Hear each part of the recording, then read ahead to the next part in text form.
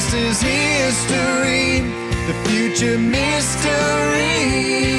This moment is the gift. Every second Welcome, Miracle Makers. You are out on a date with Dr. Sarah Larsen and Greg Larsen. We're so excited to have you with us in studio at Sunset Gower, Hollywood, the oldest studio in Hollywood. We are Universal Broadcasting Network, and today we are making miracles happen for you on today's show, baby. We are so excited. Miracle Makers, welcome. Again, we are here today because we want to inspire you, to guide you, to offer the greatest teachings and wisdom out in the world today, because you know, being a miracle maker makes life not only so much more fun, but once you get into that flow, it just makes life magical and inspiring, and to see not only your own life light up, but other people's lives around you light up because you're in that flow of being a miracle maker. It's just a gift of an experience. So we want that for you. There's your common sense, there's your sixth sense, and then there's your miraculous sense. The miraculous sense, exactly. So today we're going to dive right into our guest, because we love hearing our guest. This is Dr. John Frederick Demartini that is coming on live with us. He is a former chiropractor and a current American researcher, best-selling author, international educator, and public speaker in human behavior. Welcome, Dr. John Martini. We're so grateful that you're here. His volume. Can we hear you? Yes, thank you. Oh, thank you for having me on your show. We're so grateful. We saw you last night live in person, and your energy, the words, what you transmit is so powerful. Thank you so much for the amazing work that you're doing. Is there anything that I should mention about you that I didn't? No, that's I'm just a guy who loves to travel the world and to research and try to share what I discover with people and help people do something extraordinary with their life. I believe that everybody has need to give themselves permission to do something extraordinary on planet Earth, because many times people compare themselves to others, subordinate to other people, and not give themselves permission to be them.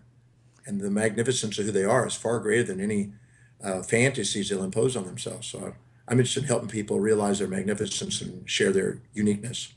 It's so beautiful, because I've been a student of yours. We shared a stage about 12 years ago at Agape, and I've been a student of yours from your books, from watching you, and I'm a huge fan. And so for me, what I learned and what I started with was really understanding values and how to speak to others through values, their own values.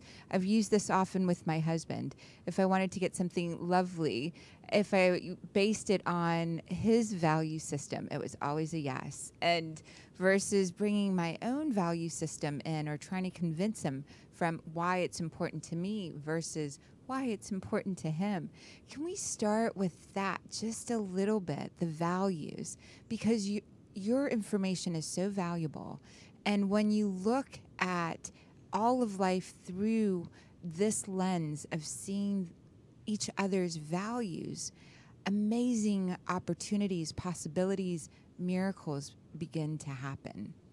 That's true.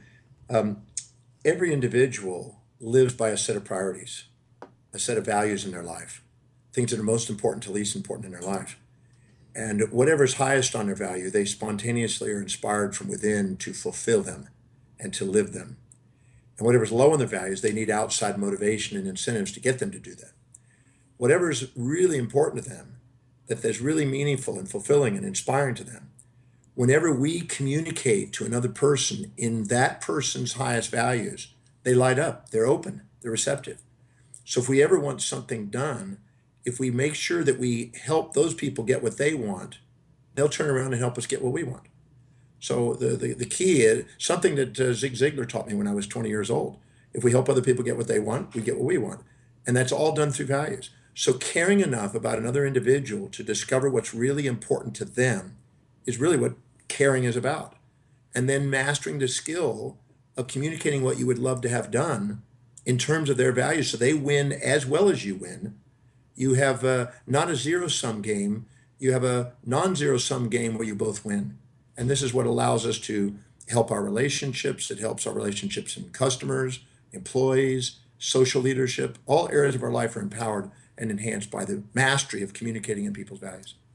That's so, so beautiful. It's such a joy, such a joy to be deeply listening for another person's values and noticing the little subtle energies of what lights them up, speaking into that joy of their values, and then co-creating a world, an existence, possibilities, the miraculous from that. I heard you mention Zig Ziglar, and who are some of your heroes? There are thousands. There have been many teachers along the way. The first teacher, I'd have to say, are my parents. They had an influence on my life, particularly. Then when I was 14 years old, I met Howard Hughes. And believe it or not, Howard Hughes had an impact on me and took me to a library and told me to learn how to read. Because I was a high school dropout. I was a hitchhiking street kid at the time. And he had an impact on me. In fact, the cufflinks that I'm wearing right now Wow. that say love and wisdom on it are a result of meeting him when I was 14. Because he took me in the library and he made me sit down next to two books. One was Plato and Aristotle. And he said, you learn how to read, boy, because there's only two things they can never take away from you, and that is your love and wisdom. So you gain the wisdom of love and the love of wisdom. And if you do that, that can never be taken away. That's the immortal part of you. And so those cufflinks are a reflection of that, meeting one gentleman briefly in El Paso, Texas, hitchhiking to California when I was 14. Then I met a guy named Paul Bragg when I was 17. That was amazing. He inspired me to do what I'm doing today. I've been teaching now 44 years, and he literally inspired me one night to make me believe that I could overcome my learning problems and return to school and become a teacher and travel the world. So Paul Bragg had an impact on me. Then I met a guy at age 23 named Lakeshwar Ram, who was a mystic, who had 6 PhDs at 35 years old. And he introduced me to the studies of the mysteries and cultures of the world and sciences and religions and philosophies in more depth. And he had a major impact on me also. I could go down the list, and then there's been thousands, literally thousands of books of great philosophers, great religious leaders, great mystics, great business leaders, leaders of politics that I've tried to stand on the shoulders of and learn from and glean insights from. So it's not really one. There's been just dozens of people and thousands of readings that have all helped me. I love how you simplify their messages and you bring it to the easiest way to learn it and experience it. Howard Hughes, joy of love and wisdom, to live in that love of wisdom. However you roll those words together, it's so beautiful. And then for Paul Bragg's, and we are standing, whether we're driving on a street, the studio that we're in, we're standing on the shoulders of giants. And for us to recognize what you said earlier, they gave themselves permission, the permission to be love and wisdom in action and to allow others. Not only did he give it to himself, he passed it forward. Both of those beautiful gentlemen, all three, passed it forward to you. Their love, their wisdom, and the permission activated within you to be great and to stand on their shoulders. So true. I'm very grateful for all those individuals. I keep an inventory of things I'm grateful for every day. And I have the largest collection of gratitudes of anybody I've ever met. There's probably somebody out there that may have exceeded it, but I have thousands and thousands of pages of gratitudes. And I'm a firm believer of documenting them every day. And my mom is the one that taught me that. When I was 4 years old, she's putting me to bed, and she said, son, before you go to bed, make sure you count your blessings, review your day, and think about what you're grateful for. Because when you go to bed in gratitude, your heart opens and you sleep better. And then you wake up inspired by ideas. And that was very helpful to me. And I've been doing that. I was born on Thanksgiving Day, so I figured that that's part of my destiny. Yeah, wow. Thanksgiving Day is our favorite holiday. And I would say I'm one of the most thankful people that I know, and Greg as well. we thank the air sometimes for coming in, and we thank the water that we're drinking, and we communicate with everything. And before every meal, we're so utterly grateful. It's part of our value system. Well, I can say that I don't always thank every bite, but I don't go to that extent. Sometimes I'm in a hurry and I just push it all down my throat. But I do stop and reflect. It is a habit every day to stop and look at what you did get to do and what you did get to experience and who you did get to meet and what you did get to make a difference in. And I think that that's a very useful, because I always say that gratitude is the key that opens up the gateway of the heart. And inside of the heart is love. And love, when it radiates out and enlightens, it inspires the mind. It literally window washes the mind. It inspires the mind and brings enthusiasm to the body and brings certainty and presence to life, which I think enhances. You know, you were talking about miracles. I really believe that miracles are really the application of natural laws. And I think that the natural laws and the natural, spontaneous, miraculous state we have access to starts with gratitude. That's so beautiful. And I believe there is a miraculous sense within us, that sense of ever expanding into possibility. And it comes from living in a grateful heart. And it also comes from making it possible for others to have what they value. When you're listening for the values of others, what grows the values of society or whatever environment you're in that contributes to all, something miraculous happens. It is, I believe, a natural law that we haven't tapped into with our ability to fully see, because we diminished in fear, or we diminished by giving part of our energy or our love or our power away to something outside of ourselves. And when we ground in what we value, when we ground in a deep listening for ourselves and a deep listening moment to moment of what's possible, we expand into a natural state of miracles. I believe that. You know, as Albert Einstein said, it's enough for me on a daily basis to contemplate the magnificent intelligence that permeates the universe. And I believe that that's his way of describing true religiosity. Not an anthropomorphic deity that he's made in his own mind, but actually an honoring of the intelligence that's governing the natural laws that permeates all things, that is not exclusive, but is inclusive of all things. And I think that when we have a realization of the hidden order that underlies the apparent chaos, it brings us to awe and inspiration, and it allows us to do something extraordinary with our life.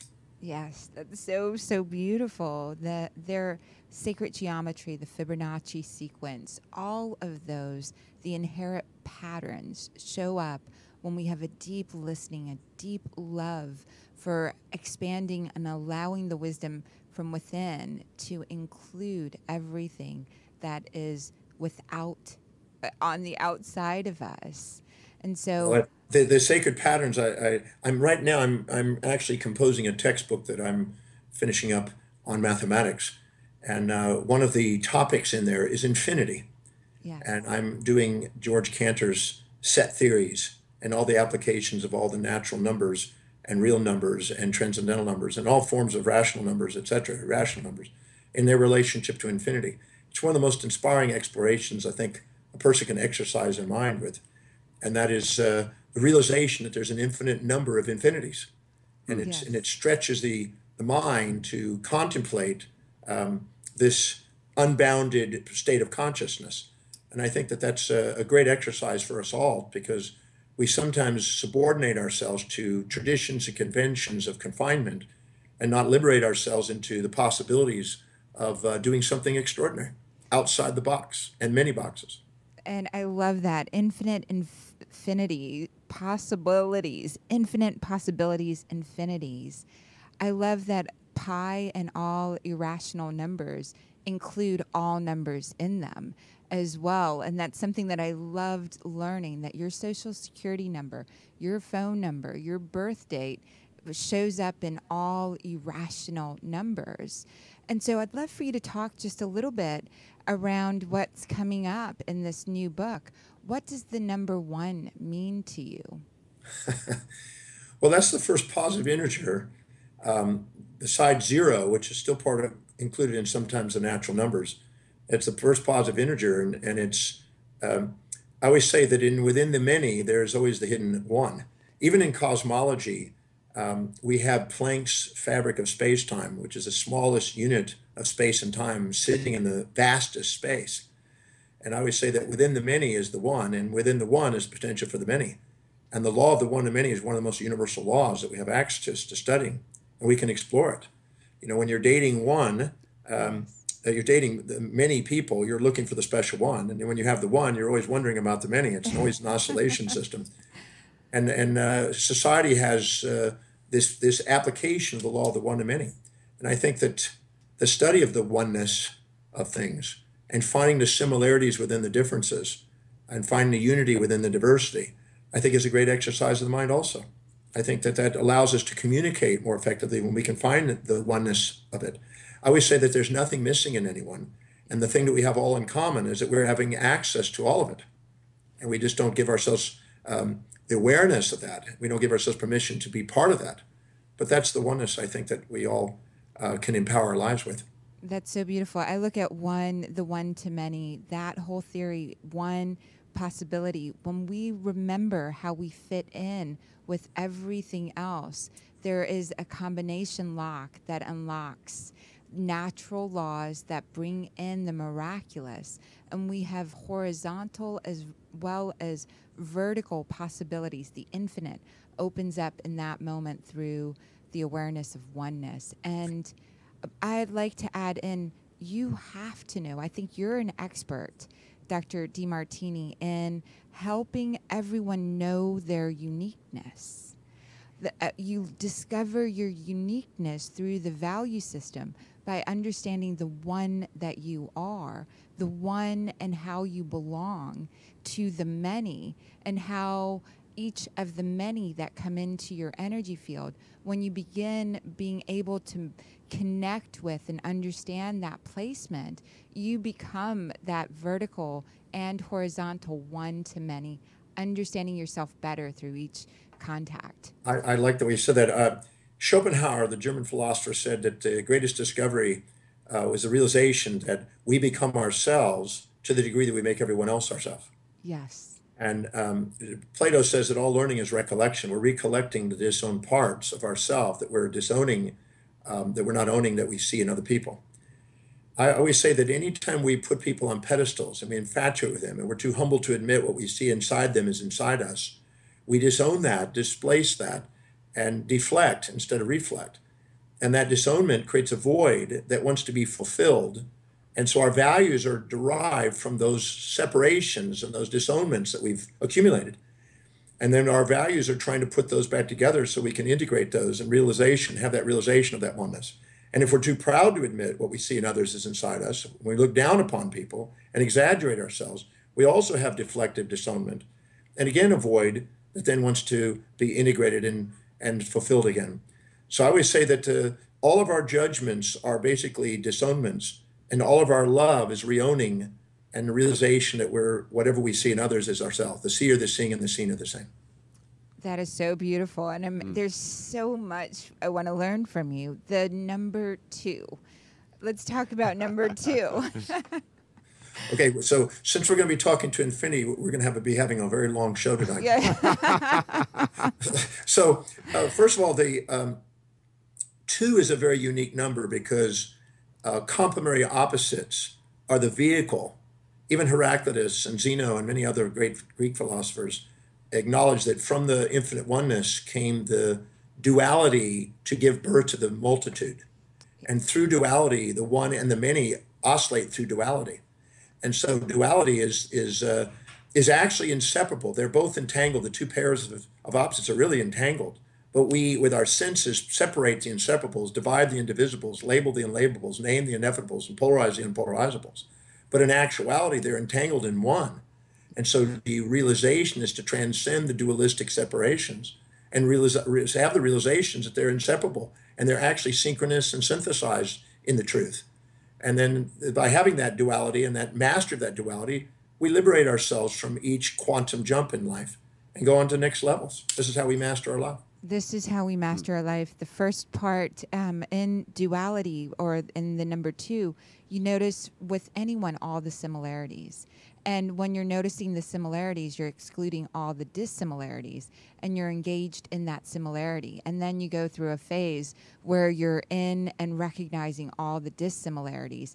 And then you oscillate back and forth between those, ever Exactly. learning more about yourself in You know, that I space. went to the Oxford Dictionary.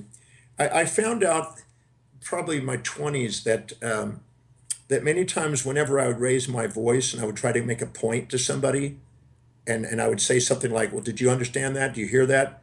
I was really talking to myself, and I realized that I'm really using other people to talk to myself.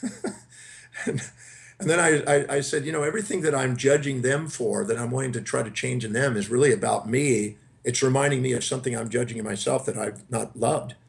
So I decided to go to the Oxford Dictionary and go through each word in the dictionary. It's a massive dictionary. And I circled 4,628 individual human traits. And I went next to each trait and I thought, who is it that I know or I've read about or heard about that has the most extreme example of that trait? And I'd write their initials out there. And then I'd ask, where and when do I demonstrate that trait until I can convince myself that I have that trait as much as the most extreme example? And I went through 4,628 traits over many months until I realized that there was nothing missing in me. I was kind, I was cruel, I was nice, I was mean, I was honest, I was dishonest, I was giving, I was taking, I was altruistic, narcissistic. I was everything that I found in that dictionary. And then I realized that the things that I thought were terrible traits actually had upsides. The things I thought were all positive traits had downsides. And then I just transcended the idea that these are good or bad traits. They're just traits of human beings. And I'm here to love them all. Yes. I don't need to get rid of any part of myself to love myself. And then I'm going to be playing all of them in my dance. And sometimes I'm going to be playing in a cosmic, social, heterotelic dance that's going to help me fulfill my life as I'm helping other people fulfill theirs. And I realize that there's nothing to extinct. There's nothing to get rid of. There's nothing to try to get to be one-sidedness. I'm here to be all of that. And that was very lovely to finally realize I can look in the mirror and I go, no matter what you've done or not done, you're worthy of love. That's a beautiful thing. It's so beautiful to have that worthiness of love. And I believe that once the human race is receiving that, and we can only give it to ourselves at this point. We can only know what brings us joy, and who our heroes are. Those words in the dictionary became part of your heroes. And it's funny, I'm dyslexic, and I went to the dictionary, just like yourself, you're having the learning disorders. I went, and every time I had looked up a word, I marked it. And then later on, I'd come back and see how many times I'd looked up that word, or relearn the words that I'd looked up on the same page in order to help me embody learning and that love of learning, and notice how often I had been on that page, or give myself kudos in a sense for having been on that page before. I was my own hero. You were your own hero in the mirror, becoming that. No matter what your parents or the society did or didn't give you, you gave it to yourself. You formed. I was amazed. I was doing a program with Louise Hay many years ago, and she was having people stand on a stage and stand in front of the mirror and look in the mirror and say, "I love you just the way you are." And I was amazed how many people could do that. Yes. I was astonished. How could people not appreciate themselves and love themselves? It just didn't make any sense. And I got up in front of the mirror, and she had to get me off the stage. I was standing in front of the mirror for like 5 or 10 minutes. Wow, I'm amazing. And she said, "You can move now." and I realized that whenever we compare ourselves to other people, and we put them above us or below us, we minimize ourselves or exaggerate ourselves instead of being ourselves. And the moment we are ourselves, it's spontaneous to love yourself. The real you is easy to love. But whenever we exaggerate and minimize, because we're not being authentic, we have a built-in system to let us know that's not us. And so we're getting a feedback. So we're not here to compare ourselves to other people and put them on pedestals or pits. We're here to compare our daily actions to our own highest priority dreams, and to have reflective awareness and put people in our heart. And that putting people in our heart, that number 2, whatever you're seeing in another, you have to recognize as part of you, whether positive, negative, whatever that is. And so that brings us to number 3. Well, I think that the most fundamental, most stable structure. If you take a circle and you go to the radius between the center of the circle, 0, 0 on Cartesian grid, out to the circumference, that's the radius, and you move that radius around, it makes a hexagon around the circle. And then if you divide those hexagonal vertexes and draw lines in them, you make perfect triangles, equilateral triangles. And triangles are the most stable structure. The minimal unit of area is a triangle, and the minimal unit of space is a tetrahedron. And so the foundation of space and time is literally cyclic time with a circle, which trigonometrically can make starting with triangles of various sorts. The foundation of space and time is into the manifested world, out of duality from the unity, is the three. So we create, literally, we merge into space and time through the triplet, through the triangle, you might say. And so that's the Trinity. That's the Trinity. And for us to know who we are, we need that Trinity. That is our precise location. Our birth date, 3 points, 3 aspects of us that's unique to us is how we're located in the time-space continuum. You need 3 points in order to locate that. Tesla was fascinated by the number 3, along with many other great mathematicians and philosophers and physicists of our time. Yeah, a squared plus b squared equals c squared, according to Pythagoras. Yes, which is amazing. And I'd love for you to talk about zero, because we jumped right in, and zero came in later. And this is a great segue to talk about zero. Well, zero is something that did emerge a bit later. I mean, Ames, through 3,600 years ago, had pretty advanced mathematics even for his time. But zero wasn't being applied then. Now, they had philosophers that were talking about the principle of exhaustion, which was the precursor to zero, way back.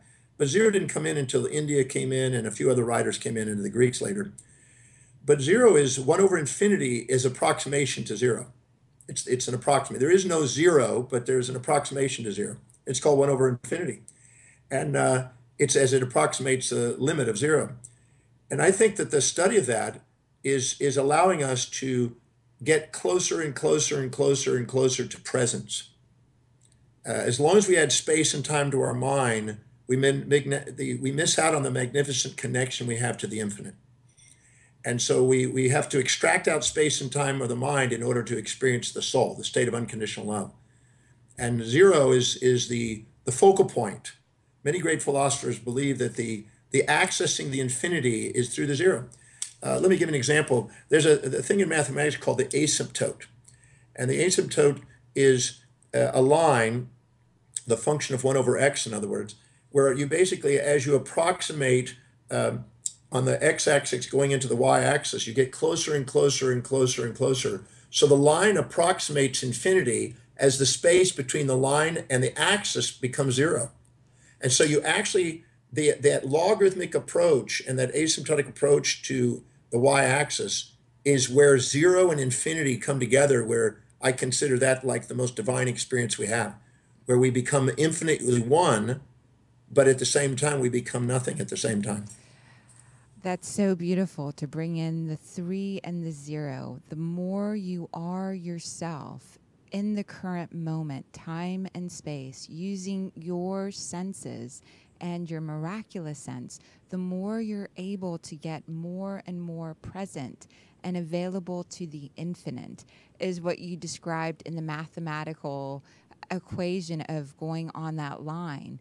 The integer, the 3, the point that you are, and your connection to the infinite can only come through your senses by being fully present with where you are. And so, yeah, giving yourself permission to do something extraordinary, I think, is that journey. And I like what you said, that whenever you find the hidden order and you get a glimpse of the divine order, you get promoted to the next illusion, to then work through that illusion to discover the hidden order in that illusion, and then you get promoted to the next illusion. And if you see somebody that thinks they're done on the illusion, or done with all the issues, I always say that it's time for them to maybe reincarnate or something, because they need to start over. They missed out on the beauty of the journey Yes. instead of the destination. Oh, it's all done now. I always like to think of it this way. We have this little planet Earth, and it's 93 million miles away from the sun, the center of the sun. It's 1 astronomical unit. It's going around the sun. And from the sun, if you see somebody who's sitting there meditating on the earth who thinks they're enlightened, from the sun, they're not very significant. They're not even seen. And so they think, I'm more enlightened, I'm more enlightened, I'm more enlightened. To the sun, you go, okay, that's nice, nice little illusion. And then from the sun to the Milky Way, 28,000 light years away, the Milky Way, from the sun to the Milky Way, you can't see the sun, and you certainly can't see the earth, and you certainly can't be aware of the guy that's sitting there meditating or gal that's meditating. And so from the Milky Way, we're even more of an infinitesimal.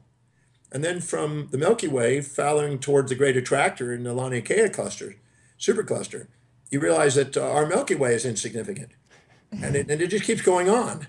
And so the greater we go towards the macro, the more we realize our macro. And then we go in the powers of 10 the other direction, the more we probe into the mysteries of our own being and the smallness of our subatomic worlds and into Planck's dimension, we become the macro. So we're really the macro and the micro, the infinite and the zero. And that the real self is the combination of all those things that we can imagine and more. And more because of the perceiver, which brings us to number 4 as well. This will be interesting for us to talk about number 4.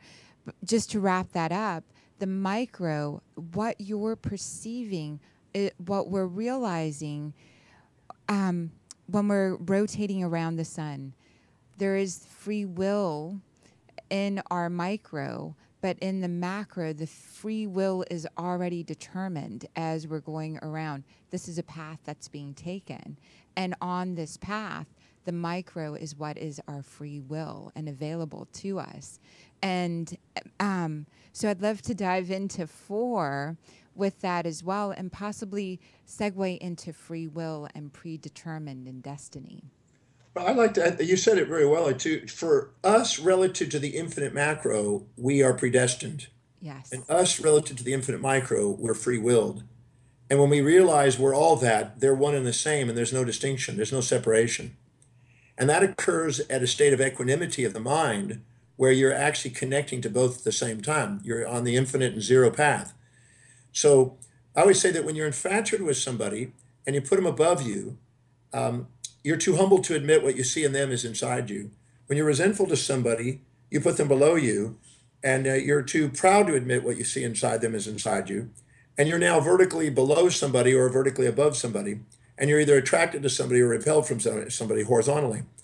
And those are delusions, because they're not truths about people. And because everybody's worth putting in the heart, but we tend to put people above or below us sometimes. Whenever we do, we're going to want to change ourselves relative to others if we're infatuated. We're going to change others relative to us if we're resentful. And we can't change us living in other people's values. That won't work. And we can't get them to live in our values. That won't work. So that is futility. And that's when you think, well, I want them to be living like me, and I want to be like this. And we have these delusions, and we feel like everything we're trying to get done, the universe slaps us in the face, and we feel like, well, what I want, the universe is wanting, is two separate things. And we have this dilemma, this paradox of free will and predestination. But the second we love somebody, and we have equanimity, and we're not above or below, or they're not above and below, we automatically have nothing to change in us relative to others, nothing to change in them relative to us. And the way it is, as it is part of the divine perfection. Now, human will and divine will, necessity and contingency, determinism and indeterminism, and the master plan and the divine design are one and the same thing. And you feel grace. And there's nothing to do anything except be thankful. And the heart opens up and awe comes out. And I think that that's where the paradox is transcended. The philosophical paradox that's been handed down for the centuries no longer has meaning. Incredible, incredible. And baby, I want to bring you in on our date fully. What are you experiencing right now? A very high-level conversation, which is, but I'm so glad you brought up grace, because that was actually my question. Because for me, miracle makers, they can receive a miracle through grace, or they can receive a miracle through, intentional action, in a sense, as you started out with. And as I was listening, I'm like, well, what is, how do we have an effect on grace? I wasn't quite sure, and you touched on it right there because I heard you say it. But if you could maybe, share your views on what grace is, and then the other thing I would love to hear is that what is those? You mentioned earlier the first one was gratitude, but what are those simple things that people can start doing today? Like if our listeners today, like what can I do to begin effecting miracles in my life? What are those first few steps that people can take to start receiving greater miracles or impacting the world around them to trigger more miracles in their life? Well, are you asking me now? Yeah. Well, first of all, grace, gracias in Spanish, mercy in French, gratitude in English, ultimately are the same, but there are the two distinctions I'd like to make. Many people, let me develop this. Because we have a hierarchy of values, a set of priorities in our life, whenever we're living by our highest values and we're congruent and we're inspired spontaneously and intrinsically from within, and we're more objective in our reason, we're more balanced in our mind and more open in our heart, and we're loving what we're doing and we're inspired. And we're grateful for life as it is. And whether things support us or challenge us, we honor both. We actually look for challenges that inspire us because we love to grow. But whenever we're trying to live by lower values because we've injected the values of other people we put on pedestal, thought we should be like this, we ought to be like this, and we live by lower values, because we don't have the same meaning, because it's lower on our values, the unfulfillment that occurs makes us look for immediate gratification. We try to find a pleasure without a pain and a positive without a negative. We try to look for a one-sided magnet. And as the Buddha says, the desire for that which is unavailable and the desire to avoid that which is unavoidable is a source of human suffering. And to embrace both sides equally at the same time is wisdom.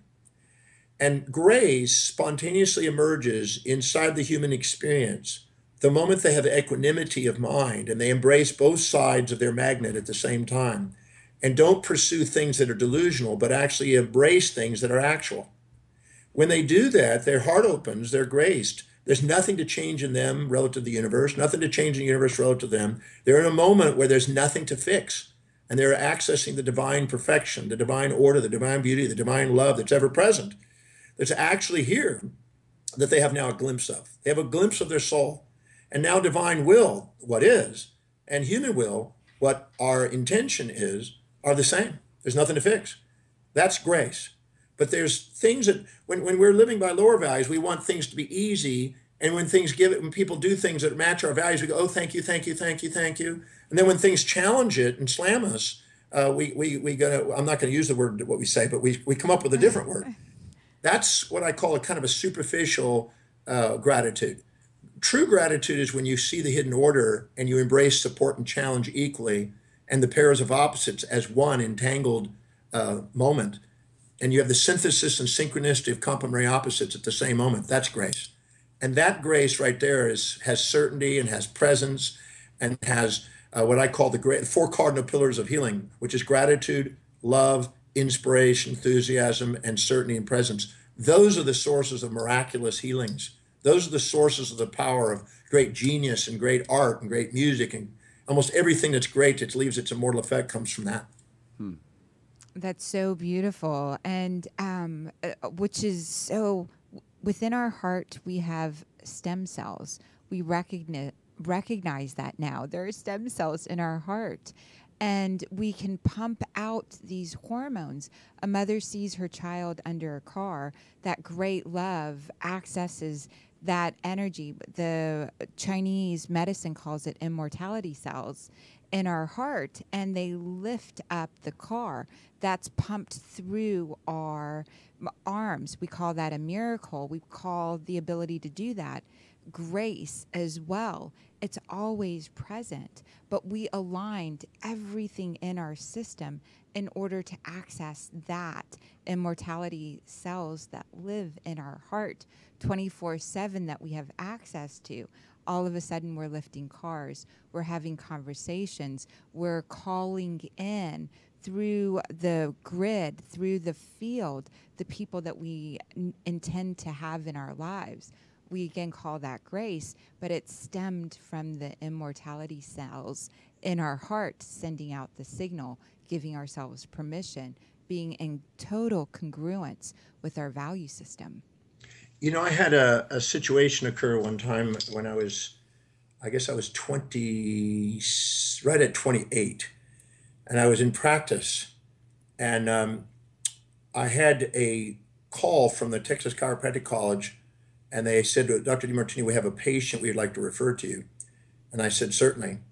And about an hour later, they drove in, and it was a family. A white van pulled up in front of my office, opened up the van. Mother and father got out. They went to the back of the van. They opened up the back of the van, and out came about 8 kids. And they reached in the back of the van, and they carried this something wrapped up in a white sheet that was stiff into the office and laid it on the armrest of my chairs in the reception room. And I looked out there and I go, what in the earth is this?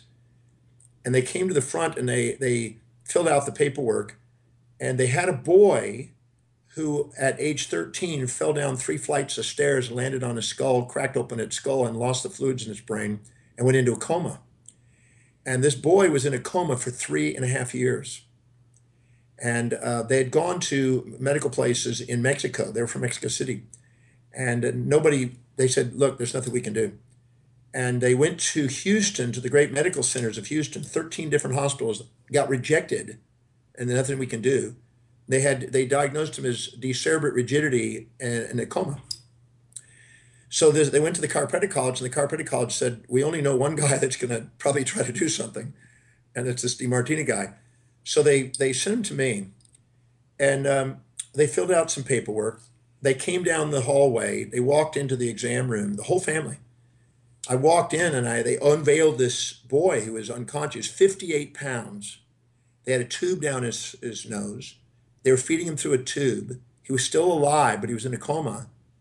He had his hand in decerebrate rigidity. His hand was on his chin, and it had an ulcer on his chin, and they had a gauze pad on it. He was just, I never seen anything like this. And I did what primitive examination I could, which was almost nothing. And I took back, and we got a picture of his skull to find out what happened, because he landed on his skull. And I saw his foramen magnum, his spinal cord pushed up into his foramen magnum, and it was just completely cutting off his brainstem. And he was not functioning, but he was alive. You could see a little bit of, on a mirror, you could see a little bit of breath. And the mother said, no. They thought he was dead. They wanted him to be just, considered dead. But the mother said, no, he's alive. He's alive. She kept him alive. And so I went and I looked at all the findings. And I thought, wow, with the skull down on that, if I could lift the skull off, I wonder what would happen. I just had this intuition. I said, I need to take that skull off the spinal cord to see what would happen. I told him to go over to the health food store and get liquid vitamins, minerals, and amino acids to get real food in him. So they did that. I went home that night and reviewed what I found in my findings to see him the next day. I could barely sleep that night, but this kid was in my mind. Like, that's all that was in my mind. The next morning I came in and I had 4 doctors, interns visiting me on a preceptorship. I had my assistant and a doctor that was in my office. They came into my adjusting room, and they laid him there and unveiled him with sheets. And I told the mother and father, and I said, I found a skull was jammed on a spinal cord. I can't believe somebody has not addressed this. If I lift that off the spinal cord, I don't know what will happen. He could die, but he could also, come out of his coma. And in the back of my mind, she said to me, she says, please, Dr. Demartini, we have been everywhere. We've been throughout Houston. We've been everywhere we can go. Please help us. We have nowhere else to go. And in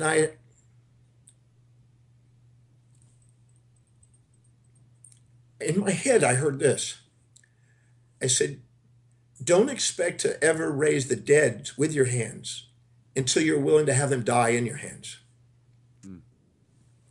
And so what I did is I went back and put my hand underneath his skull and turned him, and had his parents and my assistant turn his body a bit. I reached underneath his skull, and I had this particular maneuver, which is a crane condyle lift, as they call it. And I literally, with the power of a Mack truck, I don't know how to describe it, it's something beyond what I would normally have power.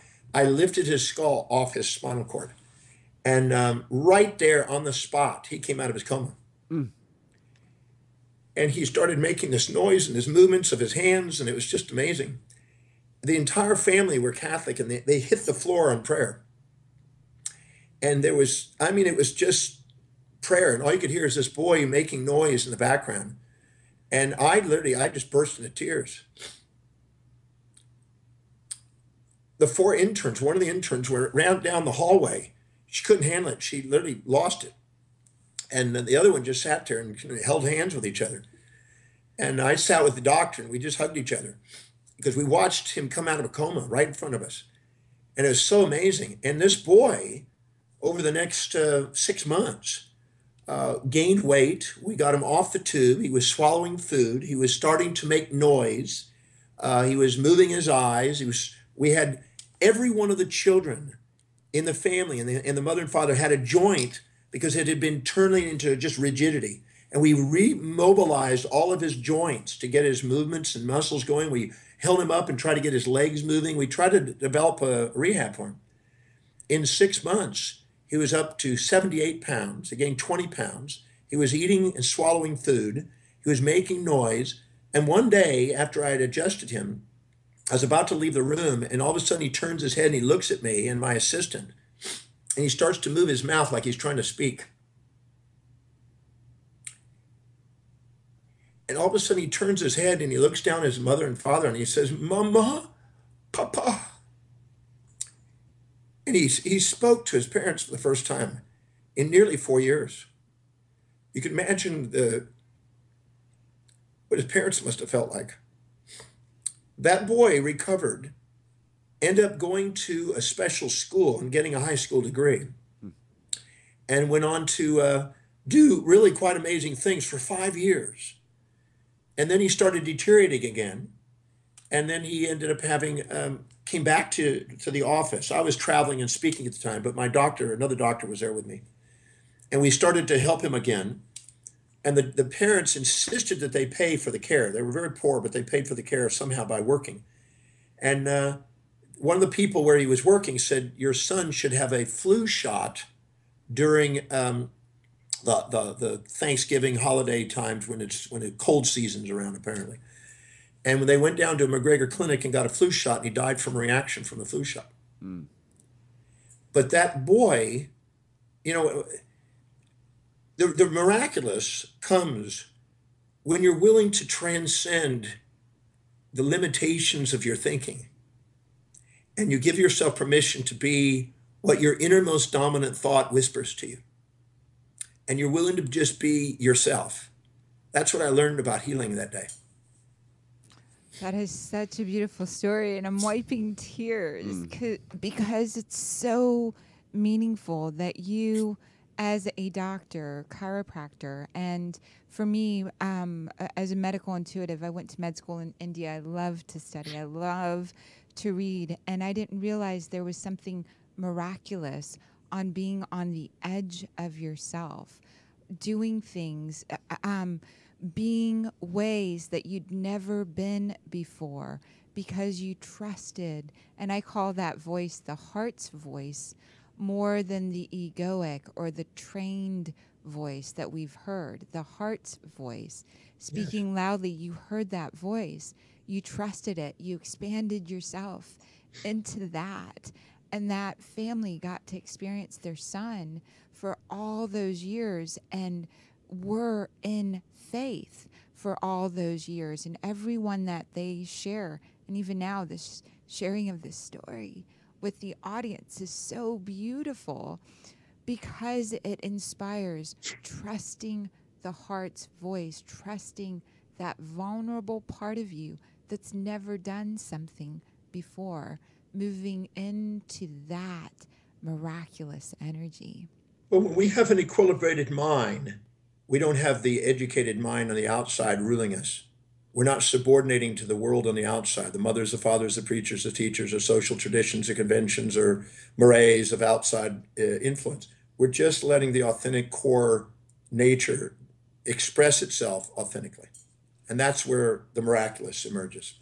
It's so beautiful. Dr. Demartini, I want everyone to be able to find you online, and you've got so many tools on your website.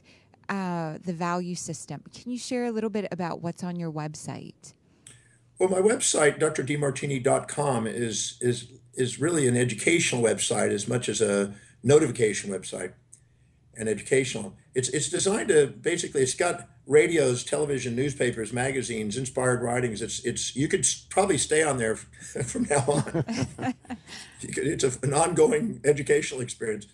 But it allows people to know where I'm at, and I'm traveling around the world because I full-time travel, as you know, and all the programs and all the products and things that we're doing, and just take advantage of it. I would say go on there and do the value determination process. It's complimentary. You can do that. It takes 30 minutes of your time, but it'd be valuable and it'd help you articulate what it is that you really are committed to in life and help you structure your life accordingly.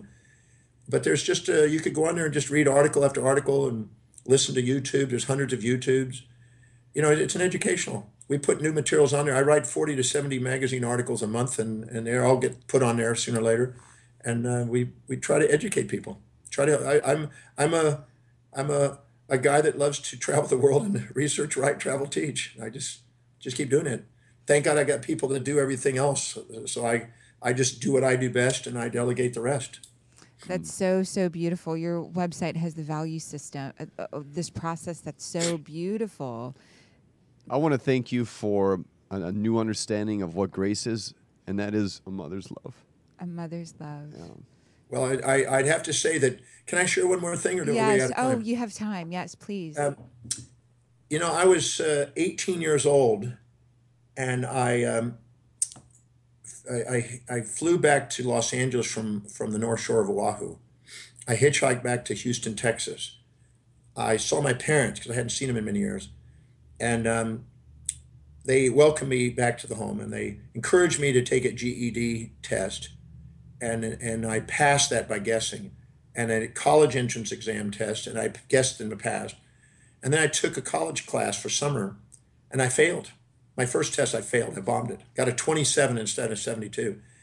And I almost gave up on my dream of wanting to be a teacher and travel the world. And my mother, I was literally curled up in a fetal position underneath a Bible stand, which sits in my office today, really sulking in kind of a pity party. My mom came home and she saw me there crying, and she said, "Son, what happened? What's wrong?"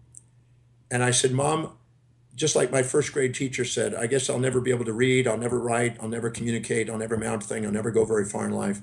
I guess I don't have what it takes to do this thing called learning in school."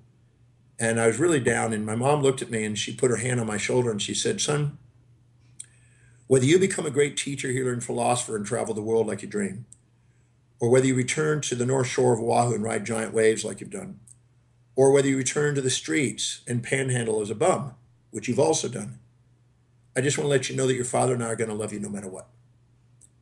And when she did that, and she said that, I got tears in my eyes. My hand went into a fist, and I looked up and I saw a vision of me speaking in front of 1 million people from a balcony overlooking a massive city. And I said to myself, I'm going to master this thing called reading and teaching and learning and studying, and I'm going to do whatever it takes. I'm going to travel whatever distance. I'm going to pay whatever price I can do to serve this planet. And I'm not going to let anybody on the face of the planet stop me, not even myself. And I believe that when people get to a point where there is no turning back, and they're absolutely clear and concise, and they're focused on what their really inspired mission is, then divine providence and human sovereignty meet. And all of a sudden, master plan and divine design meet. And mastery emerges in that moment. And I can say, don't stop on your vision, no matter what you're doing in life. If you know in your heart that that's what you'd love to do, then don't let any human being on the face of the earth stop you from that mission. You may be ridiculed, you may be violently opposed, you may be challenged by it, but stay with the course.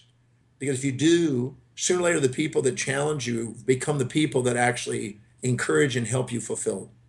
And the very thing that people say you'll never be able to do may be the very thing you're here to destined to do. So give yourself permission to follow what's truly inspiring, and give yourself permission to do something extraordinary, because the real you is extraordinary.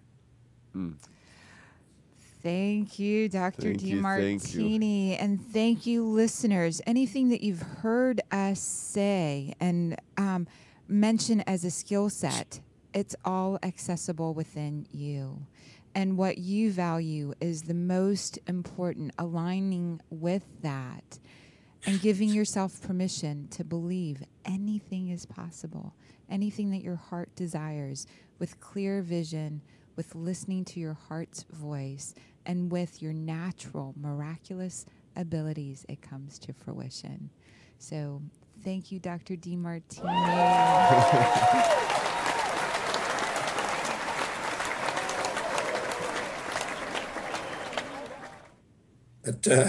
That's fun. Thank you so much. You're so welcome. Thank you. Thank you. We'll see you soon. I look forward to it. Thank you so much, both of you. The past is history, the future mystery. This moment is